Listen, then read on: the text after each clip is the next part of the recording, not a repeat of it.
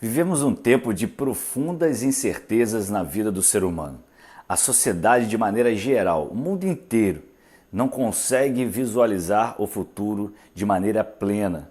Eles não sabem exatamente o que pode acontecer. E isso tem gerado uma série de problemas emocionais na vida de muitas pessoas. Mas a pergunta é: e nós, cristãos, que estamos inseridos nesse contexto dessa sociedade que também está sofrendo tudo isso? Será que nós podemos ter alguma certeza?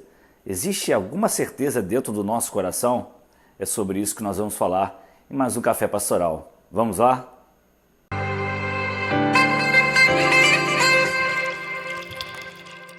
Shalom, graça e paz, a paz do Senhor Jesus a todos. Um dia, uma tarde, uma noite muito abençoada para você e toda a sua família. Que o Espírito Santo de Deus fale no teu coração mais uma vez. Seja bem-vindo a mais um Café Pastoral. Bom, nós vivemos uma das maiores crises de ansiedade da nossa história.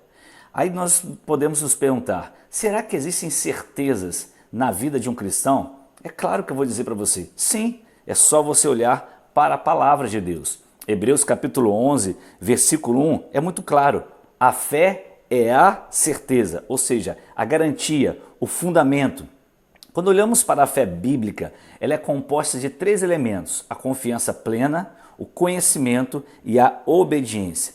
Eu não posso fundamentar a minha vida ou confiar plenamente naquilo que eu não conheço, naquilo que eu realmente não coloco a minha confiança, porque se eu conheço e também não obedeço, eu estou dizendo que não realmente confio naquilo. Então hoje, diante de tantas incertezas, será que nós cristãos, no meio desses conflitos todos que estamos vivendo, dessas lutas internas e externas que estamos enfrentando, será que existem certezas para nós? Eu quero deixar com você algumas e eu quero deixar que a palavra de Deus, a Bíblia, fale ao teu coração hoje. Em primeiro lugar, Deus sempre nos chama ao arrependimento e não despreza um coração quebrantado. Deus sempre nos chama ao arrependimento e não despreza um coração quebrantado. Olha o que diz Provérbios 14, 9. Os insensatos zombam da ideia de reparar o pecado cometido, mas a boa vontade está entre os justos. Aqui vemos de maneira muito clara a convicção da necessidade do arrependimento e da restituição. Atos 3,19. Arrependam-se, pois, e voltem-se para Deus, para que os seus pecados sejam cancelados, para que venham tempos de descanso da parte do Senhor, e Ele mande o Cristo, o qual lhes foi designado Jesus. Pedro, cheio do Espírito Santo, ele sempre pregava o arrependimento como a solução na vida do povo. 2 Pedro capítulo 3, versículo 9, ele diz assim, inspirado pelo Espírito: o Senhor não demora em cumprir a sua promessa como julgam alguns. Ao contrário, Ele é paciente com vocês, não querendo que ninguém pereça, mas todos cheguem ao arrependimento. Olha só o que diz Isaías 30:15. Diz o soberano Senhor, o Santo de Israel: no arrependimento e no descanso está a salvação de vocês. Na quietude e na confiança está o seu vigor, mas vocês não quiseram. Gálatas capítulo 6, versículos 7 e 8. Não se deixem enganar, de Deus não se zomba, pois o que o homem semear, isso também colherá.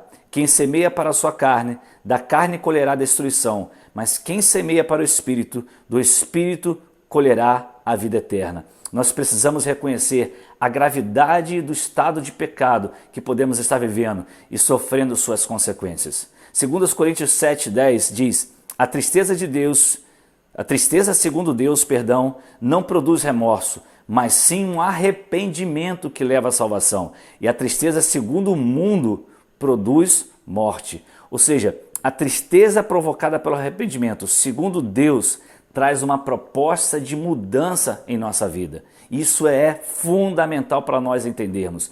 Arrependimento é uma coisa, remorso é outra coisa. E a palavra de Deus diz que nós, quando nos arrependemos, sentimos tristeza, mas essa tristeza produz para nós uma mudança. Salmo 51:17. Os sacrifícios que agradam a Deus são um espírito quebrantado, um coração quebrantado e contrito. Ó Deus, não desprezarás. Pode ter essa certeza em seu coração. Isaías 66:2. Não foram as minhas mãos que fizeram todas essas coisas e por isso vieram a existir? Pergunta o Senhor. A este eu estimo, ao humilde e contrito de espírito, que treme diante da minha palavra. e vem Lucas capítulo 24, versículos 46 e 47. E lhes disse, está escrito, Jesus falando, que o Cristo haveria de sofrer e ressuscitar dos mortos no terceiro dia, e que em seu nome seria pregado o arrependimento para perdão de pecados a todas as nações, começando por Jerusalém. O arrependimento ele pode ser algo muito mais profundo à medida que mergulhamos na iluminação da palavra de Deus. Alguém poderia perguntar, mas nós precisamos nos arrepender de quê exatamente?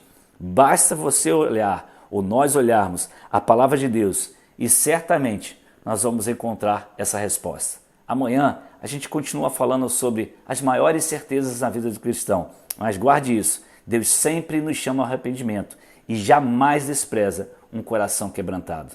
Até amanhã, se Deus nos permitir, é claro, para mais um Café Pastoral. Shalom!